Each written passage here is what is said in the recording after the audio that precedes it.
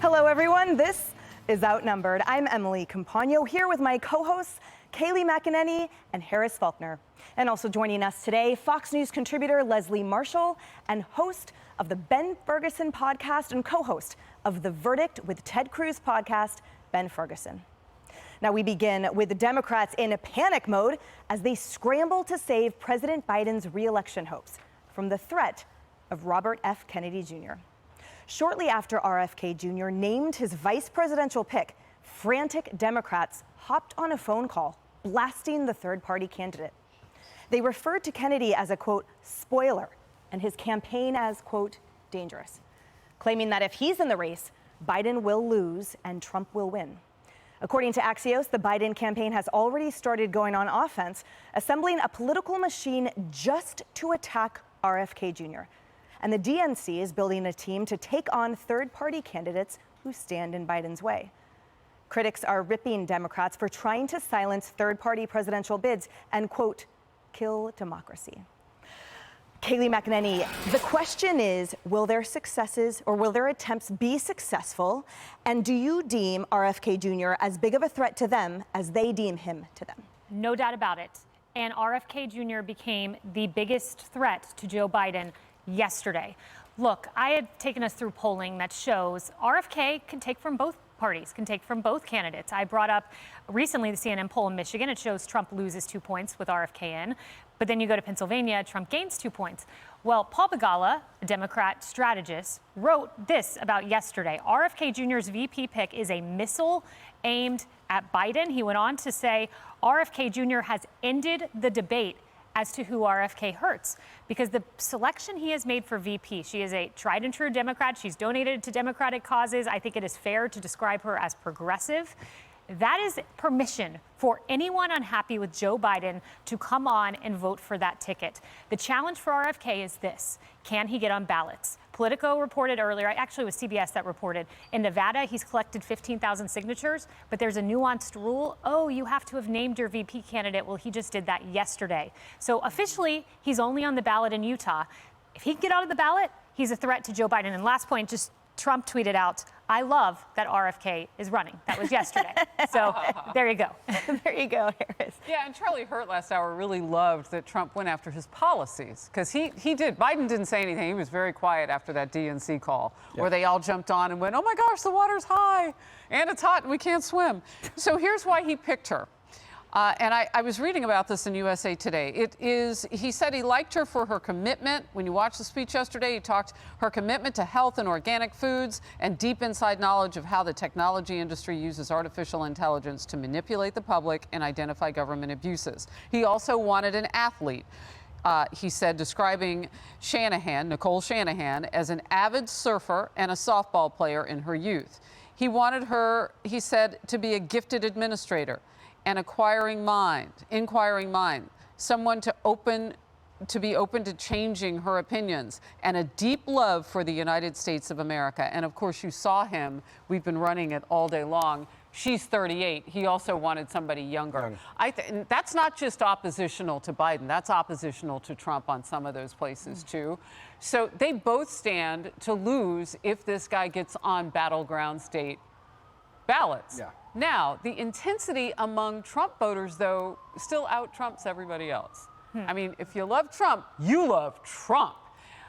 Biden doesn't have that comfortability among his base. They may vote, but they'll vote for issues. The more, and Leslie can talk more about this, they're more issue-based. It's not a love for Joe Biden. With RFK, it remains to be seen. It really does. We don't know yet.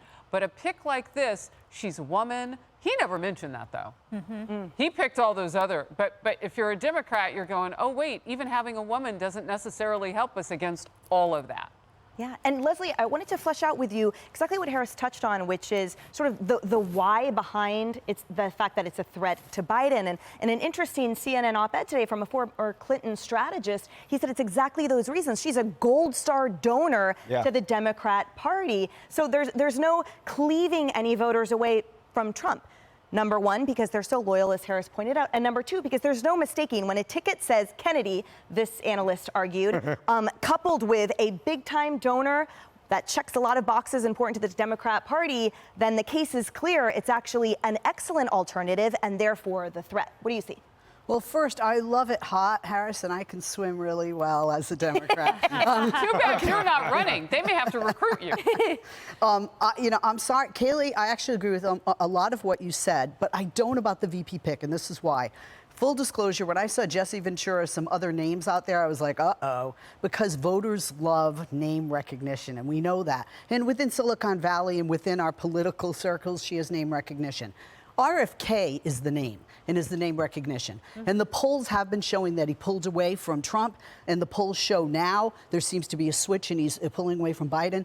But, I got to see poll after poll after poll. And when you look at the battleground states, with the exception of the two that Kayleigh mentioned, there is just not a lot of three-way race polling, a lot of battleground states. And those are the states that, as a Democrat, concern me as a strategist. When I look at those numbers, I want to see those numbers and more of them. And then lastly, I know people think that, Democrats are scrambling. Everybody's concerned about a third-party candidate. Anybody's concerned in a race this close, because you're talking 3 or 4 percentage points. 5 gets you over the finish changer. line. Yeah. Ben, you know who's concerned? Who's real concerned? It's your boy, President Obama. He's nervous, apparently, according to the New York Times. Out with this article, Obama, fearing a Biden loss to Trump, is on the phone to strategize. Obama's on the phone, y'all. That means the Democratic Party is afraid. They're concerned, but I would also say this. Republicans need to be very vigilant to make sure that voters know who he is. And I had a caller in my show that was like, look, I kind of like this guy. I liked him during COVID, and he was going for conservatives back then. Remember, he was talking about the COVID lockdowns. He was talking about, all the mandates and kind of talking conservative-esque and reaching out to conservative voters. And I said, let me just go through the list. The guy's in favor of the Green New Deal. He's in favor of no new urban housing. He says he wants the government to cover interest rates on homes anything above 3%, which would be the largest expansion you've ever seen in this country of government subsidized housing indefinitely. You get a 30-year loan. He's like, yeah, anything over 3% the government should cover.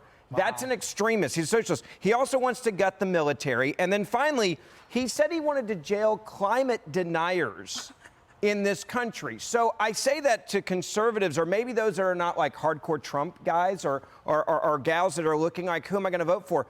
Don't be bamboozled. This guy's more extreme in his liberal ideology, I would argue, than Joe Biden is when it comes to these issues. You didn't mention the life issue. Correct. The life issue. There's one pro-life candidate in the race, and that matters a lot to conservatives. I get it could be a vulnerability in other ways, but to conservatives, you got one choice. Yeah. And Ben, I want to thank you. I want to thank you for pointing out to Democrats why they should stick with Biden and not go with Hey, RFK. I love that you guys are fighting out, but I worry in these polls. I've seen what happened with Perot. I remind people, you have to have your messaging clear, and you can't just be excited because one poll says that, hey, this is going to hurt Biden more than it's going to hurt Trump. I don't think anybody's hinging it on one poll, but what they are looking at, is the fact that now we know what to watch for. Bingo. Because he's got a running mate. I will say this.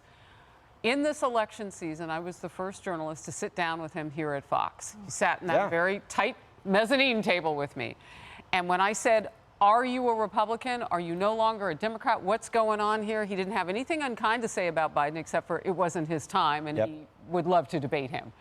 But what he did say mattered, and it's in conjunction with what you say. He's a Democrat. Bingo. So he wants to get on a ballot somewhere, and he wants to get on a ballot in a battleground state, and it won't be as a Democrat. It'll be as a third party or an independent. But he's a Democrat, and you just read his bona fides. Woo! Heat it up, guys. Hey, everyone, I'm Emily Compagno. Catch me and my co-hosts Harris Faulkner and Kayleigh McEnany on Outnumbered every weekday at 12 p.m. Eastern, or set your DVR. Also, don't forget to subscribe to the Fox News YouTube page for daily highlights.